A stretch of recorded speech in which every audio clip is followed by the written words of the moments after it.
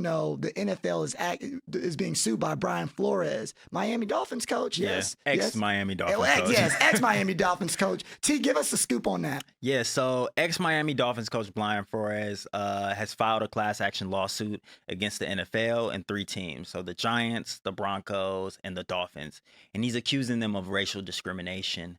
And a quote from the lawsuit, Flores says that the NFL lives in the past, and that the NFL remains rife with racism, particularly when it comes to hiring and the retention of black head coaches, coordinators, and general managers.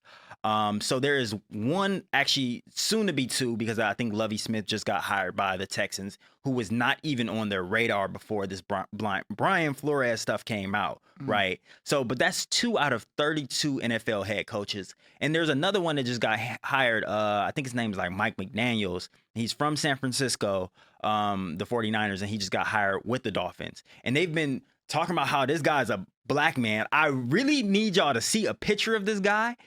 He's white. Like, his dad is biracial. So his dad is black.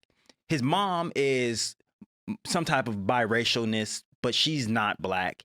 So he's a fourth of a black man. Like, he visibly, like, we talk about race, like, he's visibly not black. He doesn't even identify as black. He identifies as multiracial.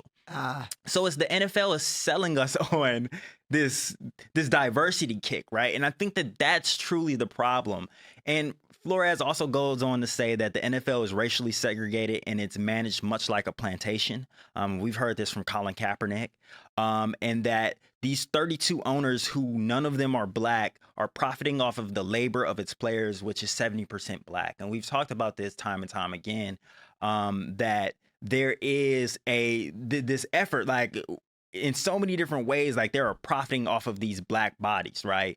And they're not getting a necessary cut on which, like the players get paid, a few millions of dollars, but that's not as much money as the NFL is making off of them. For sure. So, but I think this all comes down to the Rooney Rule. And I think if y'all haven't heard of the Rooney Rule is a policy put in place to help promote diversity within the NFL. They're hoping to encourage teams to hire a black coach, a black coordinator, a black front office person, whether it be general manager, something. They're trying to promote diversity, and teams get some type of benefit if they do end up hiring this black coach, right?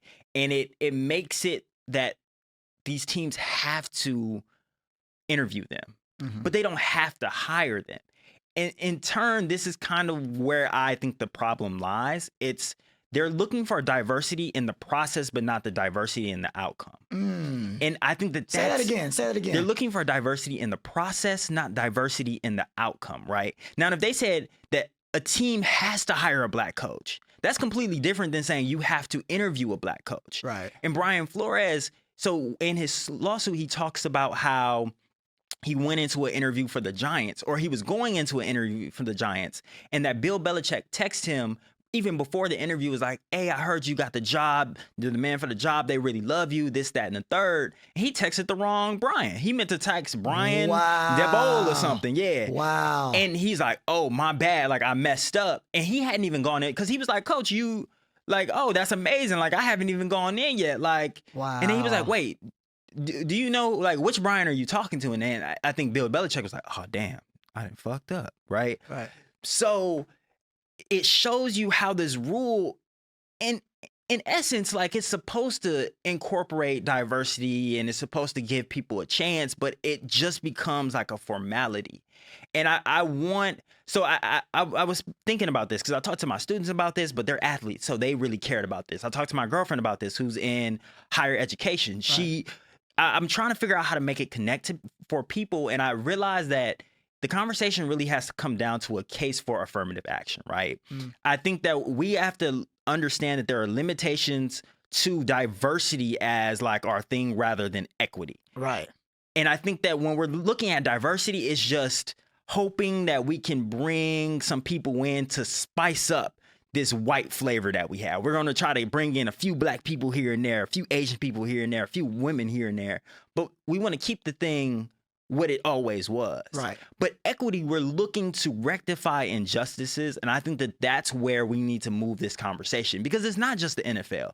We see this in all job fields. And I think that that's why people really should care about this, because, yeah, it's the NFL, and the NFL is talking about, oh, let's end racism and putting it on the decals and putting it on the field. Mm-hmm. But it's like, what are you doing in reality to change these things, other than putting on a black halftime show where you got Kendrick Lamar and Dr. Dre and making it real niggerish, right? Like, Yeah. But like, what are you doing in reality to make these problems go away? And they're not doing anything. Exactly. So I know that was a lot, but I guess I just want to hear your first thoughts. Well, the people needed that context, because I think it's always bigger than the NFL. And we got to think about these organizations that have real world consequences for all society, because everyone's tuning into the NFL, right? Yeah. And you made me think about something called inclusive segregation. Now, for those of you who don't know, inclusive segregation is this idea of you hiring someone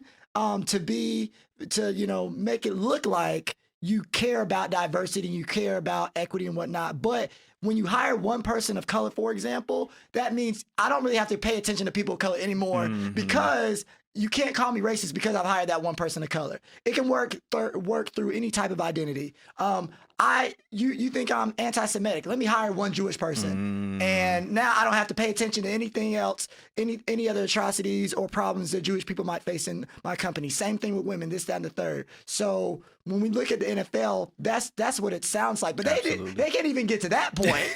That's the wild part. They can't even get to the part where they hire to save face. They can't even make the symbolic action of fake symbolic action of hiring a black coach, which is wild, but then also expected. And so I think that's one of the biggest things that like really stuck out to me. And that story about Bill Belichick, bro, that's wild. That's crazy. And it's like he got caught in 4K, and they included that into the lawsuit. But it's like, without that, then he would have just went through a fake interview. And that's why he also added the Broncos to it too, because it's like they brought him in for an interview. They showed up an hour and a half late, drunk, hungover, like a mess. And he could tell that they didn't take it serious. And imagine if you were applying for a job at Spotify, right? Or you were applying for a job, if you were trying to be a professor and you were applying to a job at Cornell, right? Or you were trying to apply to a job, where do y'all work? Anywhere, right? Like Deloitte, a great financial institute, but they just brought you in just to say, like, checked off the box. Yeah, like, oh yeah, we interviewed a black man. They don't care nothing about what you say. You never had a shot. You wasted your time. You traveled here, and you are literally a number. And I think that that's where we have to be able to change, like, this process, right? Like, because if we're only caring about the process and not the outcome, because the Rooney Rule, again, it has good intentions. If you would think, okay, if we can get somebody in a room and they're a great candidate and they're black and they body this, then cool, they'll hire them. But we've seen time and time again that does not change. They'll just like somebody better. And it's like, I'm sure that they actually just like that person better, but it's because that person looks like them. They can envision themselves in them. They can see a future for that person, as compared to Brian Flores, where they feel like culturally maybe he doesn't like relate to them as much. Or maybe he, in his lawsuit, he talks about how he's painted as like an angry black man because they don't understand him, right? All right.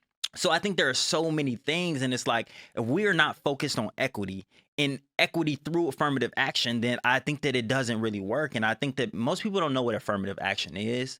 And I just want to break it down. So it says affirmative action is an increase in access to opportunities. It seeks to address past racial discrimination, or any discrimination if we're using affirmative action just across the board, and giving special consideration to marginalized groups. They don't even have quota systems anymore, but the quota system was in turn just knowing that, like, okay, back in the day, we didn't let any black people in. So what we're going to do is, knowing that that's a sentiment that still kind of exists, that we don't know if these people really belong here, let's set up 20 spots. We're going to make sure that there's at least 20 black people at our organization. Or we're going to make sure that out of 32 coaches, we're going to make sure that there are at least 10 black coaches. Because that still doesn't even represent the population of the players, but still it's a great start. And I think that people, when they see affirmative action, they think like, okay, well, this is discriminated against people that would otherwise be like more, I don't know, more qualified. Yeah. And it's like, that's always the argument. But I think if there was a quota system in place, then you would make sure that people are qualified. You would, the same way that you buy into somebody that's young, whether it be they 17 and you're building them up for these opportunities like these young white kids are, where they can go into these internships and they don't have to work in college. Like, I don't know if you had to work in college, but I had to work 25 hours, like on top of going to school, on top of trying to do some activism stuff and leading an organization.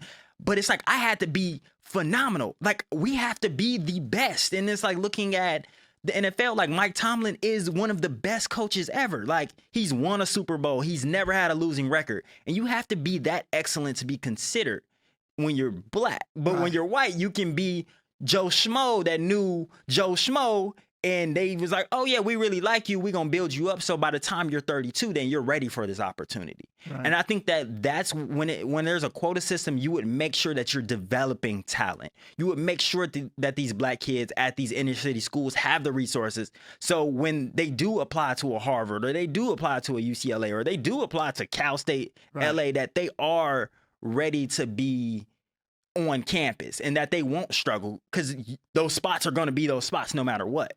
So that you would think that would be in our best interest, but we don't take that approach. We'll just say like, oh, there's a quota system. We honestly hope they fail so we don't have to do this again. And I think that there's no faith in that process working. They don't want it to work. They want it to be how it is, to say, we think that black people are a little dumber, or they have a little extra this violent gene, right? And I think that it becomes like a self-confirming bias that people buy into.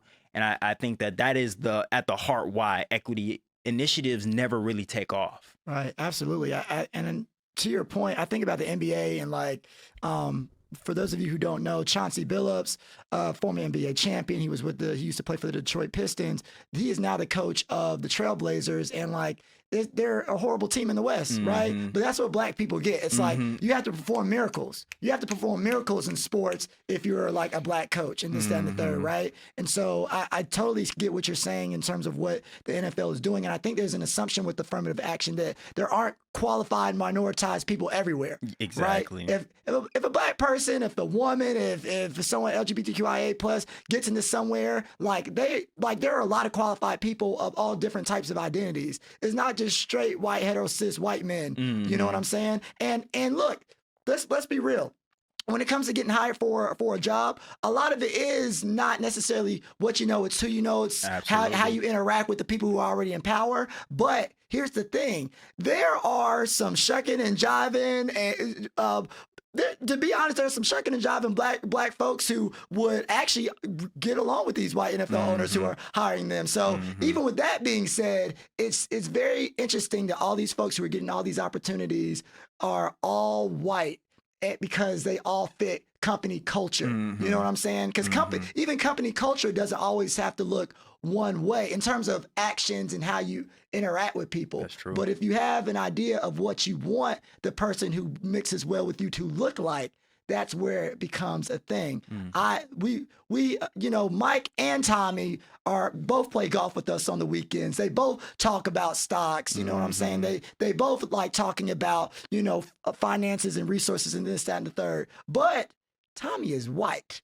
Tommy, we don't have to watch what we say, like what we say around. You know what I'm saying? Tommy, we can sort of be free and do whatever we want because we don't have to worry about, any minority thing, So I think that's how the company culture ends up happening. Absolutely. Even with like billionaires and like thinking about NFL ownership, right? The idea that 31 other old white NFL owners have to say, we want you to be in this club.